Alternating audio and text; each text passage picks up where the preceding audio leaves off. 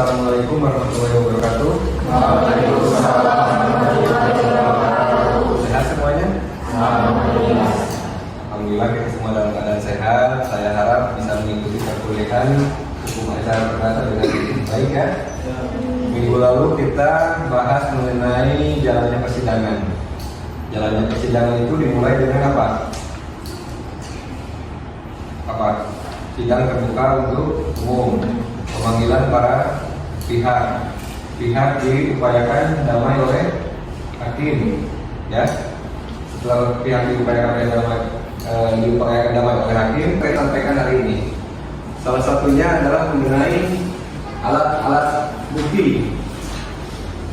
Alat bukti di dalam hukum acara perdata atau di dalam hukum acara yang berlaku di negara kita itu awalnya menganut sistem tertutup dan terbatas untuk mengajukan bukti dalam persidangan.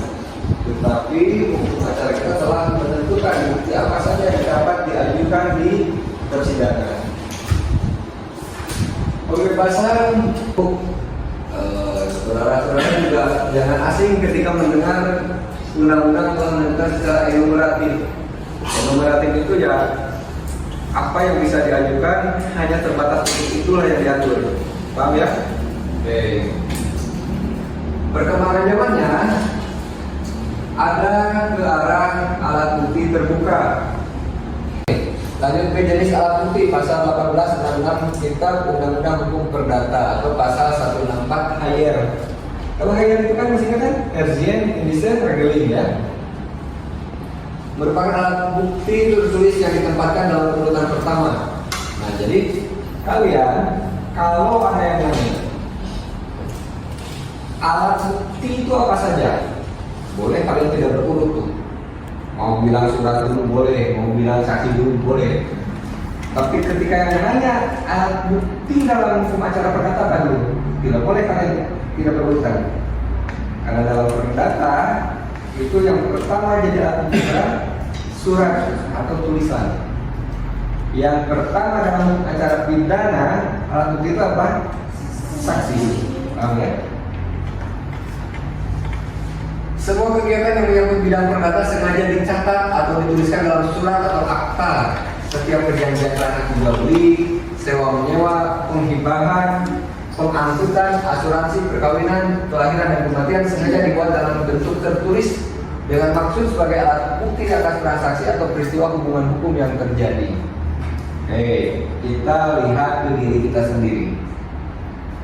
Kita mengandung, ibu-ibu mengandung. Apa ada buktinya? Ada. Bukti suratnya apa? Ibu-ibu melahirkan. Ada bukti suratnya? Ada. Akta? Ibu-ibu beranjak dewasa. Ada bukti suratnya?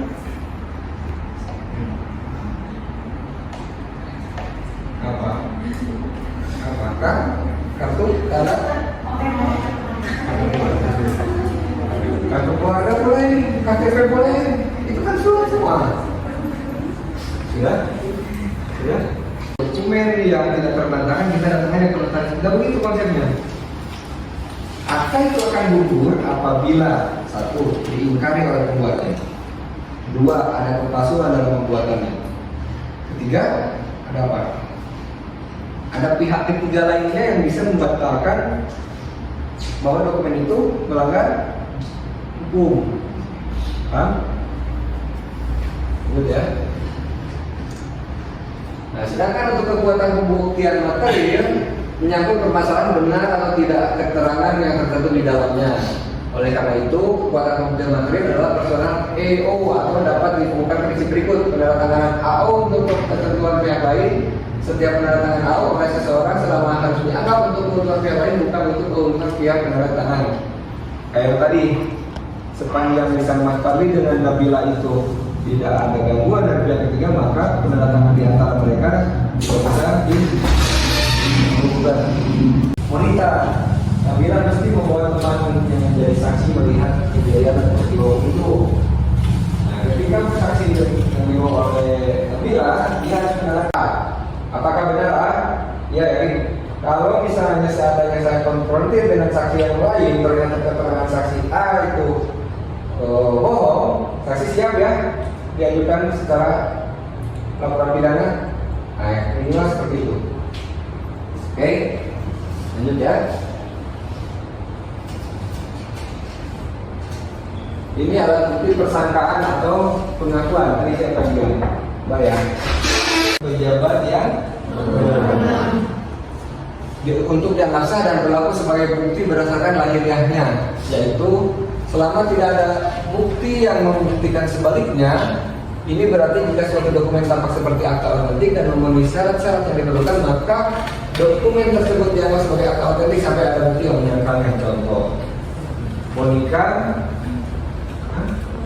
Monita lahir tanggal 1 Januari 2020. Monita dilahirkan oleh ayah namanya Asep misalnya. Kan contoh kan? Tetapi ada akta lahir juga atas nama Monita tanggal 1 Januari 2020 atas nama yang bapaknya atas nama Kang Dedi misalnya. Berarti ada dua akta otentik tuh. Yang mana yang bisa dibuktikan? Oke? Jadi ketika yang pertama yang 1 Januari 2020 atas nama lahir dari bapak nama Asep, tidak pernah ada yang mengenai atau tidak pernah ada yang menandingi atas akta itu, maka akta itu akan selalu dianggap benar. Tapi kemudian jika ada Monita yang lahir 1 Januari 2020 yang dilahirkan dari bapak nama Dedi, nah itu baru bisa diragukan. Nah, keraguan itulah yang kita maksud untuk pembuktian.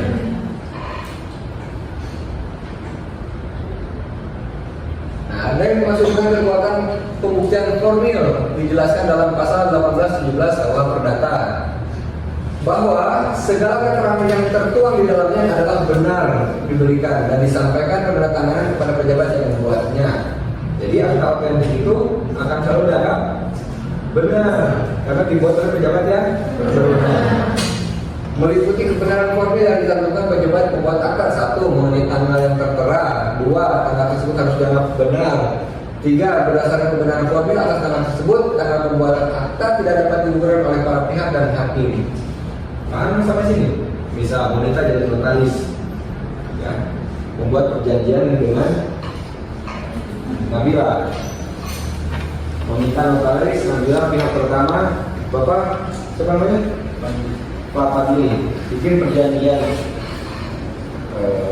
berupa perjanjian jual beli yang dibuat oleh notaris Meminta. Berkas itu, dokumen itu akan selalu dianggap benar dan tidak bisa dibatalkan oleh pihak. Mendapatkan hukuman atau misalkan pasti kan mendapatkan hukuman, cuma akan diselesaikannya dengan cara apa? Ketika diketahui kemudian oleh para pihak pembuat perjanjian dalam suatu akta, pihak yang mengetahui bahwa adanya unsur pemalsuan dapat mengajukan pembatalan ke pengadilan. Misal Nabila tuh ternyata dibohongin nih sama Mas Fadli bahwa tanah yang dijualnya itu pernah dijual dulu orang. Nabila tahu kemudian boleh tuh perjanjian yang mereka Nabila ajukan ke pengadilan untuk pembatalan perjanjian. Kepalsuannya boleh Nabila mengajukan upaya hukum tindak pidana penipuan misalnya. Oke, cukup ya. Nah, kita akan sampaikan materi mengenai putusan hakim, jenis-jenis putusan hakim, bagaimana hakim dalam mengambil putusan. Oke, pertemuan hari ini cukup sekian. Terima kasih atas kerjasamanya dalam kelas ini. Semoga kita sehat selalu. Semoga teman-teman segera memahami materi yang disampaikan. Bila kita kembali, wassalamualaikum warahmatullahi wabarakatuh. Waalaikumsalam warahmatullahi wabarakatuh.